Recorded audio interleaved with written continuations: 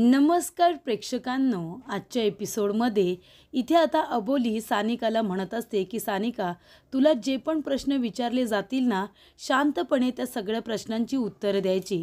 तुला घाबरायची गरज नाही आहे. माझी असिस्टंट मनवताई थोड्या वेळातच इथे येईल. कसं बोलायचं, काय बोलायचं तुला व्यवस्थित समजावून सांगेल. आणि मी सुद्धा आहेच इथे तुझ्याजवळ. तुला घाबरायची गरज नाही आहे. तुला इथे आता दुसरे वकील जे काही प्रश्न विचारतील ना, त्या प्रश्नांची तुला शांत राहून फक्त व्यवस्थित आणि खरी खरी उत्तरं द्यायची आहेत, असं इकडे अबोली सानिकाला समजावून सांगत असते.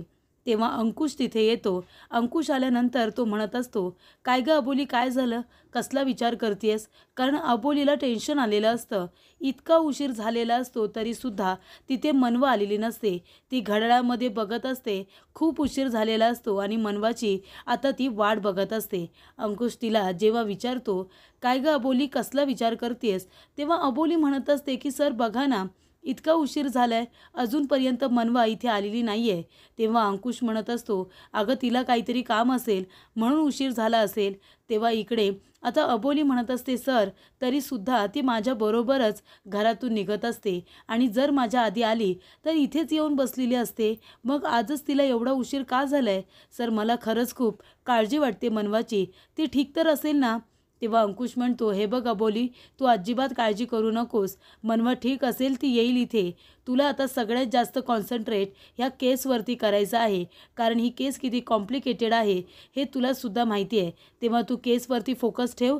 मनवा आता थोड्या वेळाने येईलच. तेव्हा इथे प्रेक्षकांनो जज साहेबसुद्धा आलेले असतात. तेव्हा सगळेजण उभे राहतात. तेव्हा जज साहेब म्हणत असतात, काय ॲडव्होकेट अबोली, पुन्हा तुम्हीच केस घेऊन आलात?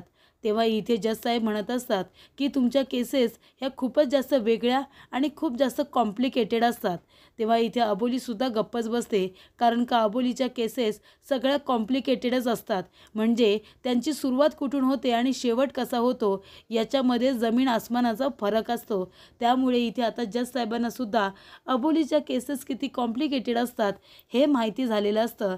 त्यामुळे जज साहेब म्हणतात, बरं ठीक आहे, जाऊ दे ते सगळं, चला आजच्या कार्यवाहीला सुरुवात करा. तेव्हा अबोली म्हणत असते की जज साहेब, अजून इथे आता ॲडव्होकेट जगताप आलेले नाही आहेत. तर इथे अंकुशने अबोलीला आधीच सांगितलेलं असतं की अबोली, तुला तुझ्या केसवरती खूपच जास्त कॉन्सन्ट्रेट करावं लागणार आहे, कारण तुझे विरोधी वकील कोण असणार आहेत तुला माहिती आहे का? खूपच जास्त नावाजलेले वकील ॲडव्होकेट जगताप असणार आहेत. त्याच्यामुळे तुला आता शांतपणे तुझी ही केस हँडल करायची आहे. ते खूपच जास्त नावाजलेले आणि हुशार वकील आहेत. तेव्हा इथे अबोली म्हणते, हो सर मला माहिती आहे. त्यामुळे इथे जज साहेब जेव्हा विचारत असतात की इथे ॲडव्होकेट जगताप कुठे आहेत, तेव्हा अबोली म्हणत असते की जज साहेब, मला असं वाटतंय की ॲडव्होकेट जगताप हे जितके मोठे वकील आहेत तितकेच मोठे ते उद्योगपतीसुद्धा आहेत. त्याच्यामुळे ते आपल्या व्यवसायाच्या कामामध्ये बिझी असतील, नाहीतर कुठल्या तरी कोर्टामध्ये ते आपली केस लढत असतील. म्हणून मला असं वाटतं की त्यांना कोर्टामध्ये यायला उशीर होईल. तोपर्यंत आपण आपल्या सुनावणीला सुरुवात करूया का? तेव्हा जज साहेब म्हणतात, ठीक आहे, तुम्ही सुनावणीला सुरुवात करा. तेव्हा अबोली म्हणत असते की जज साहेब, ही आहे माझी अशील सानिका. तर इथे सानिकावरती तिच्याच आईवडिलांचा खून केल्याचा आरोप आहे. पण जज साहेब, मला तुम्हाला सांगायचं आहे की सानिकाने ते खून केलेले नाही आहेत, तर तिच्याकडून ते खून करवून घेण्यात आलेले आहेत. तेव्हा इथे आता जज साहेब म्हणत असतात की हे सगळं कसं शक्य आहे? तेव्हा अबोली म्हणत असते की जज साहेब, आताच काही दिवसांपूर्वी सानिका ही 18 वर्षांची झालेली आहे. ती आपल्या आईवडिलांबरोबर तिच्या वाढदिवसाची इथे तयारी करत होती आणि वाढदिवसानिमित्त तिने आपल्या मामांनासुद्धा इन्व्हाइट केलं होतं.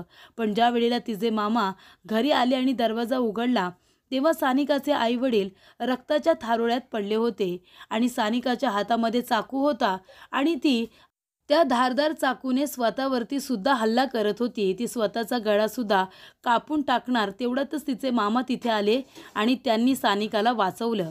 त्यामुळे आता सानिका आपल्या सगळ्यांसमोर उभी आहे.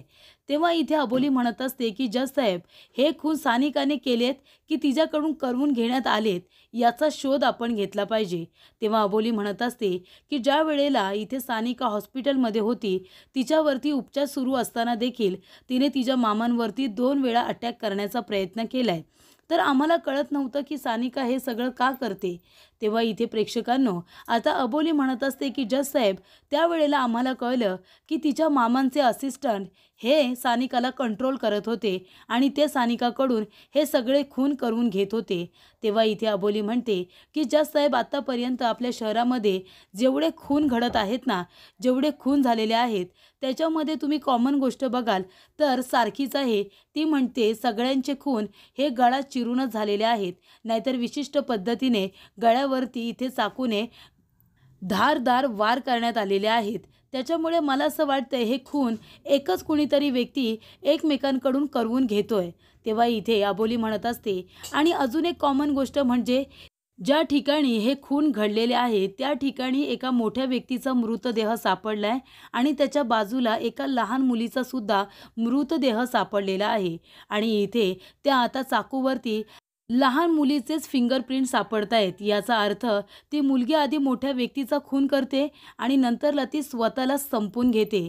तेव्हा इथे अबोली म्हणत असते की ह्या गोष्टी प्रत्येक खुनामध्ये कॉमन ठरलेल्या आहेत. तेव्हा मला असं वाटतं जज साहेब की माझ्या अशिलाने इथे तिच्या आईवडिलांचा खून केलेला नाही आहे, तर तिला कंट्रोल करण्यात आलं होतं आणि मग तिच्याकडून हे खून करून घेण्यात आले असतील. पण माझी अशील निर्दोष आहे. या सगळ्या खुनांच्या मागे मला एकच कुणीतरी व्यक्ती आहे असं वाटतंय, जी सगळ्या लोकांना, त्या लहान मुलींना इथे कंट्रोल करते. तेव्हा तो जो कुणी सिरियल किलर आहे ना, त्याला लवकरात लवकर पकडलं पाहिजे. या सगळ्या खुनांच्या मागे तो एकमेव सिरियल किलर आहे असं मला वाटतं. ते म्हणजे मामांचे असिस्टंट हेच खरे सिरियल किलर आहेत. हेच लोकांना इथे कंट्रोल करतात आणि लहान मुलांकडून मोठ्या माणसांचे खून करून घेतात असं अबोली आता म्हणत असते. तेवढ्यातच प्रेक्षकांनो अबोली आता सानिकाची बाजू मांडत असताना अबोली आता सगळं लक्ष वेधून नेते ते म्हणजे त्या सिरियल किलरकडे. ती म्हणत असते की हे सगळं त्या सिरियल किलरनेच केले जज साहेब. आणि तेवढ्यातच तिथे एंट्री होते मनवाची आणि मनवा म्हणत असते नाही जज साहेब, हे सगळं त्या सिरियल किलरने केलेलं नाही आहे, सगळं ह्या सानिकाने केलेलं आहे. तेव्हा इथे सगळेजण आश्चर्याने आता मनवाकडे बघायला लागतात. तर इथे मनवा आता हातामध्ये फाईल वगैरे घेऊन आणि काळा कोट वगैरे घालून कोर्टामध्ये हजर झालेली असते. मनवासुद्धा आता वकील झाले, त्याच्यामुळे तिच्याकडे सुद्धा आता इथे पूर्ण राईट्स आलेले असतात की ती सुद्धा कोर्टामध्ये येऊन इथे आता केसेस लढू शकते. तेव्हा मनवाला तशा पद्धतीने बघून आणि अबोलीच्या विरोधात बोलताना ऐकून इकडे आता लगेचच अंकुश आणि अबोली दोघेही जण मनवाकडे बघायला लागतात. तेव्हा इथे अबोली म्हणत असते मनवा, अगं तू इथे अशी आणि तू असं का बोललीस की हे सगळं सानिकाने केले म्हणून. तेव्हा इथे मनवा म्हणत असते की मी आहे नवीन ॲडव्होकेट जगताप यांची असिस्टंट. तेव्हा इथे अबोली म्हणत असते मनवा, तू हे सगळं काय केलंस. तेव्हा इथे मनवा आता आपले पत्र डॉक्युमेंट्स जे काही आहेत ते कोर्टामध्ये सादर करते. ती म्हणत असते की जज साहेब, हे माझं वकीलपत्र, हे माझे काही सर्टिफिकेट आहेत ते मी कोर्टामध्ये सादर करते. मी आहे ॲडव्होकेट जगताप यांची नवीन असिस्टंट आणि त्यांच्या मार्गदर्शनाखालीच मी ही केस इथे लढायला आली आहे, इथे मी आर्ग्युमेंट करायला आली आहे. तेव्हा इथे अबोली म्हणत असते मनवा, हे सगळं काय आहे आणि तू ॲडव्होकेट जगताप यांचे असिस्टंट आहेस. तेव्हा मनवा म्हणते हो, मी त्यांची असिस्टंट आहे. कारण कसं आहे ना ॲडव्होकेट अबोली अंकुश शिंदे, तुम्हाला तर असिस्टंटची गरजच नाही आहे, बरोबर की नाही. आत्तापर्यंत तुम्ही जेवढ्या केसेस लढलात तेवढ्या तुम्ही एकट्याच लढलात ना, ते सुद्धा स्वतःच्या मर्जीने आणि स्वतःच्या बळावरती. तुम्हाला तर कुणाची काही मदत लागतच नाही. तुम्हाला असिस्टंटची गरज नाही आहे, कारण का तुम्ही स्वतः समर्थ आहात ना सगळ्या केसेस लढायला. म्हणून मी आता ॲडव्होकेट जगताप यांची असिस्टंट आहे आणि त्यांच्या मार्गदर्शनाखाली मी इथे आली आहे तुझ्या विरोधात केस लढायला. तेव्हा इथे अबोली म्हणते ठीक आहे मनवा, आता आपल्याला जे काही बोलायचं आहे बाकीचं आपण घरी जाऊन बोलू. आता आपण इथे केसवरती लक्ष देऊया. आणि हे बघ मनवा, एक गोष्ट लक्षात ठेव, इथे सानिकाने काहीही केलेलं नाही आहे. तिच्याकडून जरी हे सगळं घडलं असेल तरीसुद्धा ते सगळं तिने मुद्दामून केलेलं नाही आहे, ही गोष्ट लक्षात ठेव. तेव्हा इथे प्रेक्षकांनो मनवा म्हणत असते वहिनी, बास झालं गं तुझं, तुझं ना हे आता नेहमीचं झालं आहे. आधी अशा कॉम्प्लिकेटेड केसेस घ्यायच्या, आधी दोषी लोकांना निर्दोष सिद्ध करायचं आणि मग नंतर तेच दोषी आहे म्हणून पुन्हा कोर्टामध्ये अर्ज करायचा आणि त्या लोकांना इथे दोषी ठरवायचं, बरोबर की नाही. हीच तर तुझी आता सवय झाली आहे ना. त्याशिवाय तुला दुसरं काय येतं सांग बरं तू. तेव्हा इथे मनवा म्हणत असते, म्हणून तर तुला इथे जिंकण्याची आता झिंग चढली आहे ना, बरोबर की नाही. तेव्हा इथे अबोली म्हणत असते, मनवा एक गोष्ट लक्षात ठेव, चुका ह्या माणसाकडूनच होतात. तेव्हा मनवा म्हणते, त्या तुझ्याकडून खूप वेळा होतात वहिनी. आधी चुकायचं आणि नंतरला त्या चुका सुधारण्याचा प्रयत्न करायचं. तेव्हा इथे आता मनवा म्हणत असते, तुझ्या बाबतीत ते किती वेळा झाले हे तुला सुद्धा माहिती असेलच ना. तेव्हा प्रेक्षकांनो इथे अबोली म्हणत असते की मनवा, मी आत्तापर्यंत आहे ना सत्याच्या बाजूने केसेस लढत आली. सत्य काय आहे हे शोधून काढायचं आणि मग त्या लोकांना न्याय मिळवून देण्याचा प्रयत्न करायचा. आणि आतासुद्धा मी तेच करणार आहे. मी सत्याच्याच बाजूने केस लढणार आहे मनवा. मग तुला जे काही बोलायचं आहे ते तू बोल. पण सत्य हेच आहे की सानिका निर्दोष आहे. तिने काहीही मुद्दामून केलेलं नाही आहे. तेव्हा इकडे मनवा म्हणत असते की वहिनी, ते आता केसच्या आपण आता शेवटाला बघूया ना, कोण निर्दोष आहे आणि कोण दोषी. ते आपल्याला केसचा निकाल लागल्यावरच कळेल. तेव्हा इथे अबोली म्हणत असते, तेच तर मी म्हणते ना मनवा, ते आपल्याला शेवटला कळेलच की कोण जिंकते आणि कोण हरतंय. ते शेवटीला जिंकणार मीच. तेव्हा इथे मनवा म्हणते, तेच आता खोटं करण्यासाठी तुझ्या विरोधामध्ये मी केस लढायला आली आहे ना. त्यानंतर प्रेक्षकांनो इकडे आता जज साहेब म्हणत असतात की तुमच्या दोघींचं आता बोलून झालं असेल तर तुम्ही एक काम करा, तुम्ही इथे आता कोर्टाच्या कार्यवाहीला सुरुवात करा. ॲडव्होकेट मनवा, तुम्ही तुमची बाजू मांडा. तेव्हा इथे आता मनवा म्हणत असते की जज साहेब, मला तुम्हाला हेच सांगायचं आहे की सानिकानेच आपल्या आईवडिलांचे खून केलेत. कारण का सानिका आणि तिच्या आईवडिलांचं बॉन्डिंग एवढं चांगलं नव्हतं. त्या दोघींचं आणि तिच्या आईवडिलांचं सातत्याने भांडण व्हायचं, बरोबर की नाही. सानिका, हेच खरं आहे ना, तू तुझ्या आईवडिलांबरोबर भांडायचीस की नाही आणि याआधीसुद्धा तू तुझ्या आईवडिलांचा खून करण्याचा प्रयत्न केला आहेस की नाही. तेव्हा इथे सानिका म्हणत असते, नाही नाही, मी असं काही केलेलं नाही आहे, हे सगळं खोटं आहे, माझे आईवडील खूप चांगले होते. तेव्हा इथे आता मनवा म्हणत असते की सानिका, तू तुझ्या आईवडिलांना याआधीसुद्धा मारण्याचा प्रयत्न केला आहेस. का प्रयत्न केला आहेस सांग बरं. तेव्हा इथे सानिका म्हणते, असं काही नाही आहे. तेव्हा इथे अबोली म्हणत असते की जज साहेब, ॲडव्होकेट मनवा यांना काय सिद्ध करायचं आहे. तेव्हा मनवा म्हणत असते की याआधी तुला गाडी शिकायची होती, बरोबर की नाही. मग तुझे आईवडील तुझे सगळे हट्ट पूर्ण करायचे नाही का. पण तू हट्ट केला होतास की तुला गाडी शिकायची होती, बरोबर की नाही. तेव्हा इकडे आता सानिका म्हणते, हो मला गाडी शिकायची होती. तेव्हा इथे प्रेक्षकांनो आता मनवा म्हणत असते की जज साहेब, सानिकाला गाडी शिकायची होती आणि तीच गाडी तिने आपल्या आईच्या अंगावरती घातली होती, बरोबर की नाही. तेव्हासुद्धा तू तुझ्या आईला मारण्याचा प्रयत्न केला होतास ना.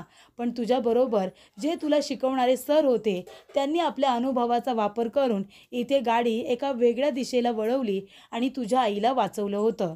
पण तेव्हाच तू तुझ्या आईवडिलांचा खून करायला निघाली होतीस, बरोबर ना. का तू असं का केलंस सानिका, काही सांगशील का. तू तुझ्या आईला मारण्याचा प्रयत्न का केला होतास. त्यानंतर इकडे आता अबोली म्हणत असते की जज साहेब, इथे ॲडव्होकेट मनवा माझ्या आशिलावरती अशी जोर जबरदस्ती नाही करू शकत आणि इथे बिनबुडाचे आरोपसुद्धा तिच्यावरती नाही करू शकत.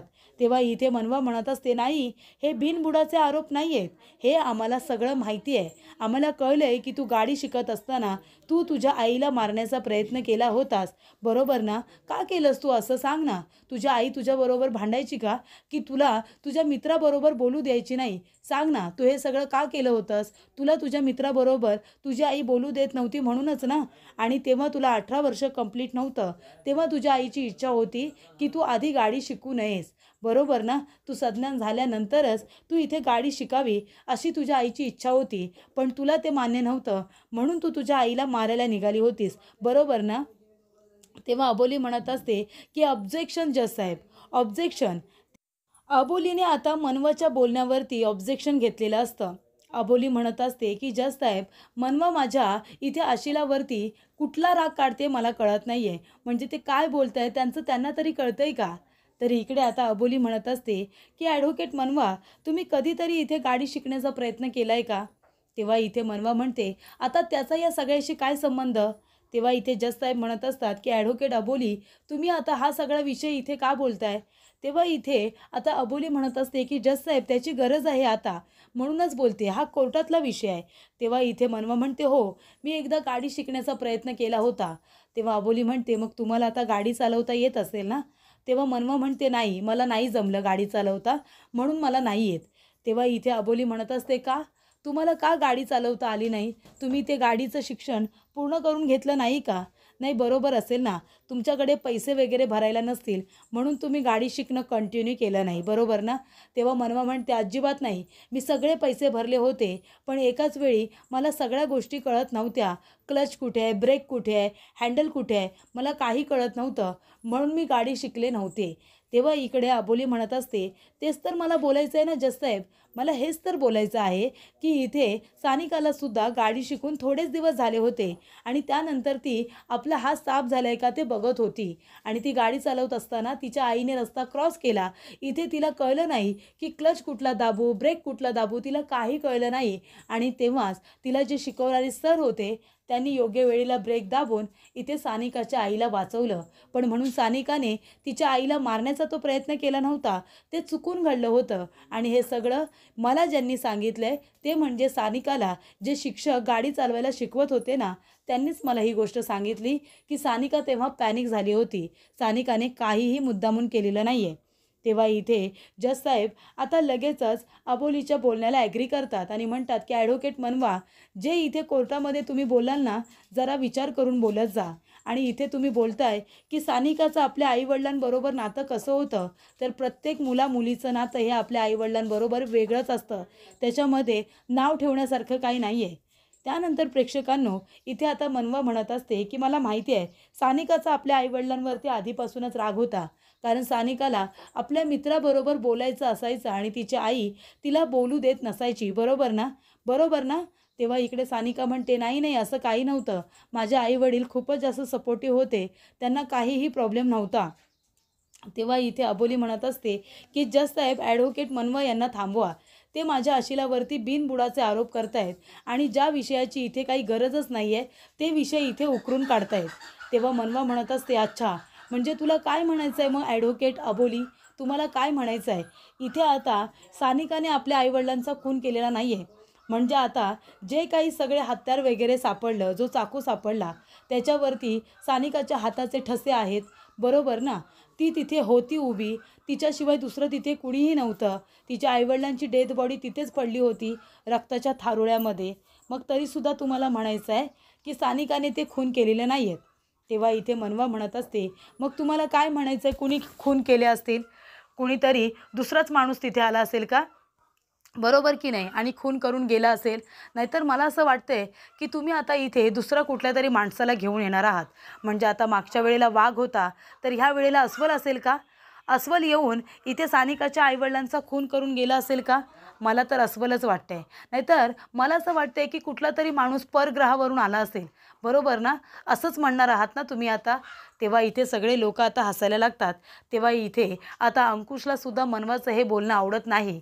तेव्हा मनवाने कोर्टामध्ये तो चाकू तिथे सादर केलेला असतो आणि ती म्हणत असते की जजसाहेब, ह्या चाकूवरती जे फिंगरप्रिंट सापडलेत ना ते सानिकाचेच आहेत आणि त्याचबरोबर फॉरेन्सिक लॅबचा जो रिपोर्ट आला आहे त्याच्यामध्ये सुद्धा हेच सांगण्यात आले की सानिकानेच तिच्या आईवडिलांचा खून केलेला आहे. मग आता कोर्टामध्ये अजून मी काय पुरावे सादर करू जजसाहेब, तुम्हीच मला सांगा. तरीसुद्धा इथे ॲडव्होकेट अबोली शिंदे यांचं म्हणणं आहे की सानिकाने आपल्या आईवडिलांचा खून केलेला नाही आहे म्हणून. तेव्हा प्रेक्षकांनो इथे आता अबोली म्हणत असते नाही केलाय खून, सानिकाने तिच्या आईवडिलांचा खून केलेला नाही आहे. तेव्हा मनवा म्हणते मग काय म्हणायचं आहे तुम्हाला ॲडव्होकेट अबोली, तर इथे सानिकाला हिप्नोटाईज केलं होतं असं म्हणायचं आहे का तुम्हाला? तेव्हा इथे अबोली मनवाकडे आता बघतच राहते. तर प्रेक्षकांनो पुढील भागामध्ये आपण बघूया. इथे आता मनवा म्हणत असते की तुम्ही ते पुस्तक वाचले ना, की कशा पद्धतीने इथे आता लोकांना संमोहित केलं जातं, बरोबर ना? ते पुस्तक तुम्ही वाचलेत, मग तुम्हालासुद्धा लोकांना इथे आता संमोहित करता येत असेल, बरोबर की नाही? तेव्हा मग इथे अबोली म्हणत असते ॲडव्होकेट मनवा, तसं करता येत नाही. पुस्तक वाचणं आणि खरोखर ती कला शिकणं हे दोन गोष्टी वेगवेगळ्या आहेत, त्याच्यामुळे मला संमोहित करता वगैरे येत नाही. मी फक्त इथे माझे मुद्दे मांडू शकते, बाकी काही नाही. तेव्हा इकडे आता जे ॲडव्होकेट तिथे आलेले असतात ते म्हणत असतात की ॲडव्होकेट मनवा, जजसाहेब बघा तुमच्याबरोबर काहीतरी बोलतायत. तेव्हा इथे मनवा आता अबोलीकडे रागाने बघत असते आणि त्यानंतरला तिथे जे वकील असतात त्या वकिलांच्या गळ्यावरती चाकू मारते.